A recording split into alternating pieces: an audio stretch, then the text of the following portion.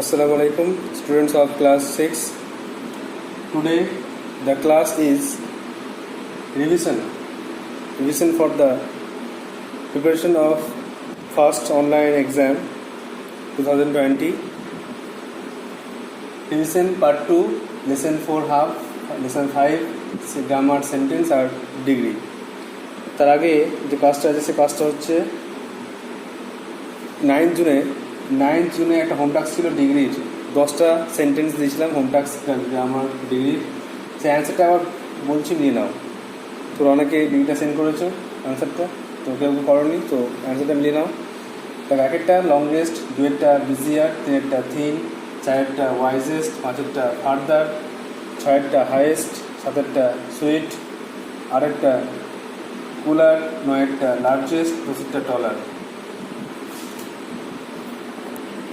দেখো, একটা ছিল সুপারলেটিভ, দুয়েরটা কম্পারেটিভ, তিনেরটা পজিটিভ, চারেরটা সুপারলেটিভ, পাঁচেরটা কম্পারেটিভ।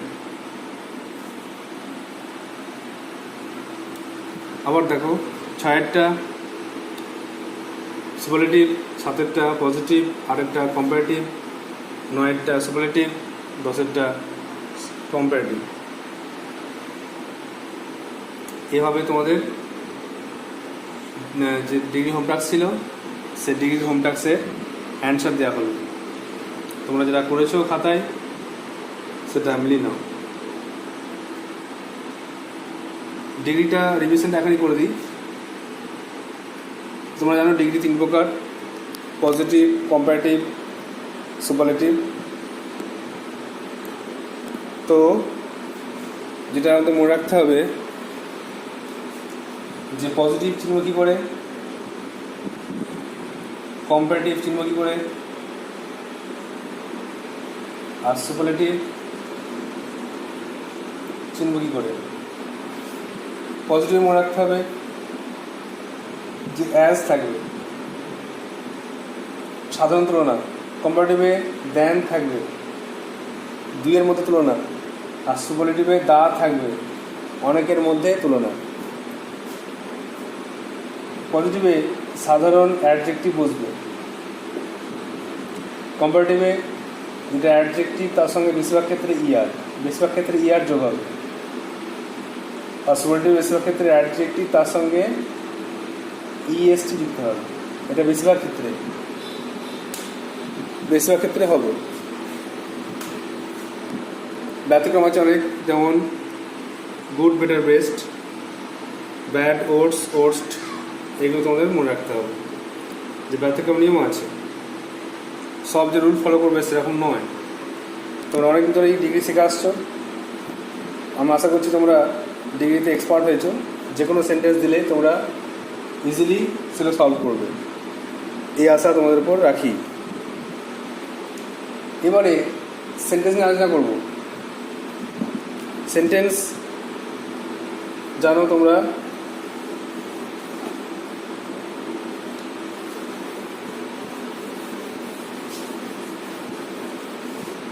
তোমাদের যেটা কোশ্চেন করতে হবে অ্যান্সার, সেটা হচ্ছে এই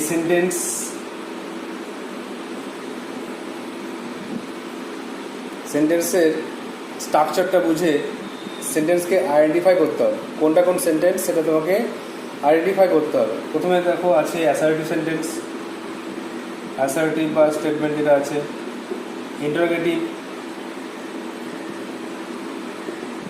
তারপরে ইম্পারেটিভ, অপটেটিভ আর এক্সক্লেমেটরি। এই 5 প্রকার সেন্টেন্স আছে। তোমাদের যে কাজটা করতে হবে সেটা হচ্ছে প্রথমে স্ট্রাকচারটা গঠন মনে রাখতে হবে। স্ট্রাকচারটা কি? এসভিও, অ্যাসার্টিভ মানে এসভিও। ইন্টারোগেটিভ কী থাকবে? WH ওয়ার্ড অথবা অক্সিলারি ভার্ব থাকবে, plus subject plus main verb plus object plus question mark. এটা থেকে বুঝতে হবে যে তোমাদের এটা ইন্টারোগেটিভ সেন্টেন্স। ইম্পারেটিভ মানেই মনে রাখতে হবে ভার্ব দিয়ে শুরু হবে, ভার্ব প্লাস অবজেক্ট। সাবজেক্টটা থাকবে উচ্চ থাকবে, সাবজেক্ট থাকবে না, সাবজেক্টটা উচ্চ থাকবে।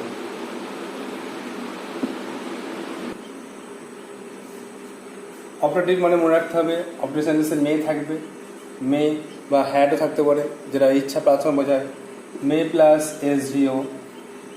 এক্সক্লেমেটরি সেন্টেন্সে তোমরা জানো একটা এক্সক্লেমেটরি ওয়ার্ড থাকবে, এক্সক্লেমেটরি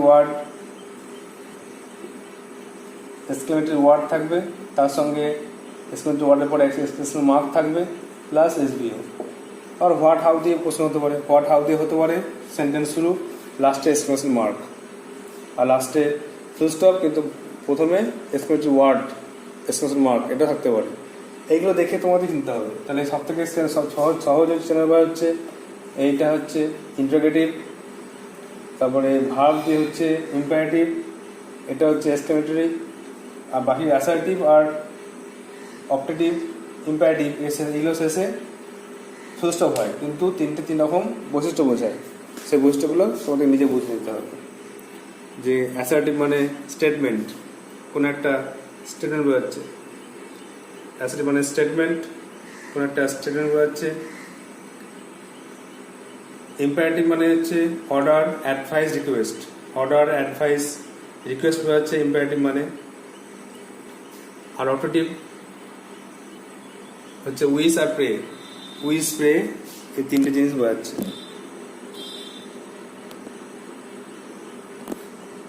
আশা করি তোমরা সেন্টেন্সটা ভালো করে অ্যান্সার লিখতে পারবে। সেন্টেন্স থেকে যা কোশ্চেন করুক তোমরা সব অ্যান্সার করতে পারবে।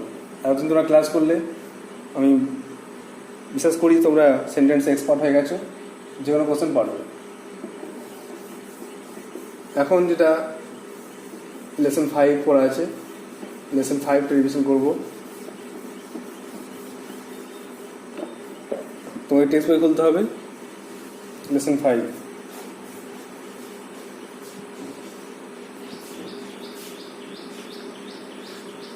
দেখো লেসন 5-এ তোমাদের ল্যান্ড অফ দ্য ফ্যারাউস আছে। এখানে ঈশান মেন ক্যারেক্টার।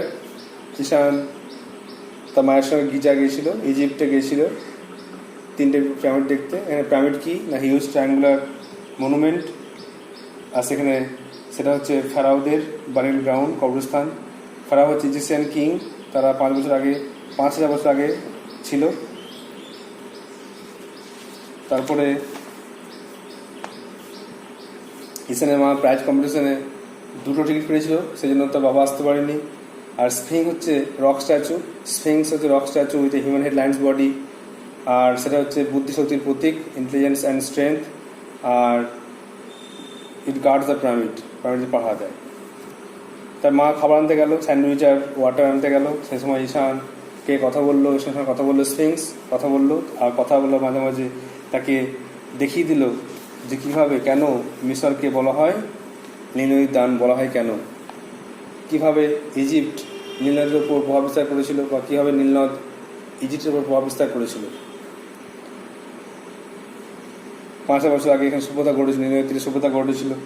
সেখানে সৈন্যরা ছিল সাহসী, আর ইজিপ্ট ছিল সমৃদ্ধির দেশ, প্রস্তাবের দেশ। আর ইজিপ্টের পুরোহিতরা তারা কিন্তু রয়্যাল পার্সনের ডেড বডিগুলোকে মমি করে রাখতো। তারা স্পাইস, কেমিক্যাল, অয়েল ইউজ করতো, আর সেই ডেড বডিগুলোকে মমি করে রাখতো। কুফুর পিরামিড সব থেকে বড় পিরামিড। আর কুইন নেফারতিতি সব থেকে বিউটিফুল কুইন হচ্ছে, সবচেয়ে মোস্ট বিউটিফুল কুইন হচ্ছে কুইন নেফারতিতি। আর দ্য ইয়াংগেস্ট কিং হচ্ছে কিং তুতানখামুন। আর Howard Carter, the English man scientist Howard Carter, সে 1922 সালে হাওয়ার্ড কার্টার এই তুতানখামুনের কবরটা আবিষ্কার করে। এত কিছু হওয়ার পরে তার মা গাড়ি থেকে খাবার নিয়ে ফিরে এলো, আর ঈশানকে দেখে অবাক হলো যে ঈশান সেখান থেকে নড়েনি। আর যখন তার মা তাকে বললো আমরা অনেক কিছু দেখতে যাচ্ছি, চলো অনেক কিছু দেখা বাকি আছে, তখন ঈশান তার মাকে বলে ফেললো যে জানো তো ফেরাও হচ্ছে ইজিপ্টের রাজা, কুফুর পিরামিড সব থেকে বড় পিরামিড, আর তুতানখামুন কম বয়সী রাজা, কুইন নেফারতিতি সে সত্য সুন্দরী রানী। এসব কথা শুনে তার মা অবাক হয়ে গেল, আর তার মা বিশ্বাস করতে লাগলো যে ঈশান হিস্ট্রি পড়া শুরু করেছে, বা তার হিস্ট্রি পড়া ভালো লেগেছে। আগে কিন্তু হিস্ট্রি ভালো লাগতো না, যখন স্প্রিংস তাকে হিস্ট্রি সাবজেক্টটাকে নিজের চোখের সামনে দেখিয়ে দিল, ইতিহাসের বিষয়গুলোকে চোখের সামনে এনে দিল, তখন থেকে তার কিন্তু হিস্ট্রি সাবজেক্ট খুব ভালো লাগা শুরু করে। যে কোশ্চেনগুলো করবে সেগুলো অ্যাক্টিভিটি 1 থেকে এমসি কোশ্চেন আছে, 2 লাইন একটা সেমিস্টার পূর্ণ করতে হবে, এগুলো সব উত্তর লেখা আছে করবে। 3, 4 চারটা তো ব্ল্যাঙ্কস 4টা পূর্ণ করবে, 5টা টেক্সটে কোশ্চেন উত্তর লিখতে হবে। তোমার কোশ্চেন তুমি মুখস্থ করে রাখতে পারো, কোশ্চেন মুখস্থ করলে তোমার সুবিধা হবে, কোশ্চেন আনসারগুলো মুখস্থ রাখলে সুবিধা হবে। গ্রামার আছে, ভার্ব দিয়ে করতে হবে, অ্যামিজার, সাবজেক্ট এগ্রিমেন্ট আছে, রুলগুলো খেয়াল করবে, এগুলো বলেছি, bed butter, horse carriage, as well as with থাকলে এগুলো থাকলে সিঙ্গুলার হয়ে যাবে, আবার এই রুলটা এগুলো এই হিসেবে থাকলে সিঙ্গুলার হয়ে যাবে, এই রুলগুলো খেয়াল করবে। এই ভাবটা আছে 6 থেকে বি, 6 সি, অ্যাডভার্ব দিয়ে প্রুফ লাভ আছে, 7 থেকে ট্রান্সলেশন আছে। একদিন লেসন 4 এটা আমাদের হাফ হয়েছিল, আর বাকি হাফটা দিকে আছে কতটা করা যায়। লেসন 4-এর আমরা হাফ পর্যন্ত পড়েছিলাম, আজকে হাফ হচ্ছে।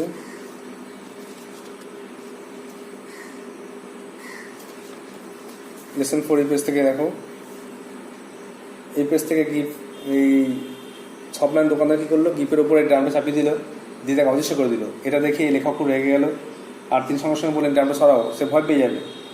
কিন্তু সত্যি করেই ম্যাজিক ম্যান বা এই সব ম্যান তাকে কী করলো, অদৃশ্য করে দিল, আর লেখককে দেখালো খালি ড্রামটা। তারপরে কিছুক্ষণ পর লেখক রিজেন্ট স্ট্রিটে কোনোভাবে চলে এলো, আর গিফকে দেখতে হলো তার সামনে। আর তারা লেখক মানসিক অবস্থা এমন ছিল যে কিছু বুঝতে না পেরে, কিছু করতে না পেরে সঙ্গে সঙ্গে গিফকে ডেকে গাড়ি থেকে উঠে পালিয়ে গেলেন। আর যাই হোক, লাস্টে তিনি বলেছেন যে আমি দোকানটাকে দেখতে পাইনি, অনেক খুঁজেছি, দেখতে পাইনি। আর এখানে লেখকের আরেকটা জিনিস হচ্ছে, লেখক কিন্তু এই ম্যাজিক আইটেমের দাম দিতে পারেননি, কোন জিনিসের দাম দেওয়া হয়নি। যে কোশ্চেনগুলো আছে 6টা কজ এফেক্ট ফিল আপ করতে হবে, কোর্স এখান থেকে টেক্সট থেকে নিয়ে। 7টা কোশ্চেন আনসার আছে, মুখ করতে হবে। 8টা থেকে আর্টিকেল আছে, আর্টিকেল আরেকজন আলোচনা হয়েছে, সেগুলো দিয়ে আর্টিকেল পড়বে। আর 9টা ট্রান্সলেশন আছে, 10টা ফাইন্ড ওয়ার্ড, টেক্সট থেকে ফাইন্ড ওয়ার্ড করতে হবে। এভাবে রিভিশনটা আজকে শেষ হলো। তোমরা ভালো করে প্রিপারেশন নাও, পরীক্ষাটা ভালো করে দেবে। Best of luck, thank you.